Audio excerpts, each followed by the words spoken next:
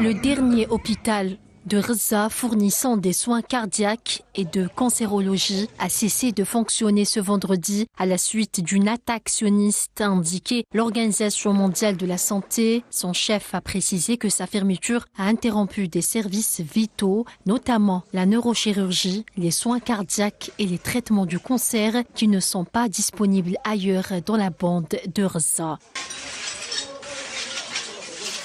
Cette fermeture met également fin au rôle de l'établissement en tant que plaque tournante pour les évacuations médicales, ce qui met à rude épreuve un système de santé déjà débordé. Ceci se produit alors que les hôpitaux de Gaza essuient pour le 4e jour consécutif des bombardements de l'armée sioniste dans ce qui s'apparente à une stratégie manifeste d'aggraver la situation humanitaire au sein de la bande de Gaza. Médecins sans frontières a également condamné les conséquences de cette fermeture. L'une des dernières bouée de sauvetage du système de santé de Gaza volée en éclats, a déclaré l'ONG sur la plateforme X, précisant que l'hôpital Nasser était désormais le seul à fonctionner à Khan Younes dans le sud de l'enclave palestinienne.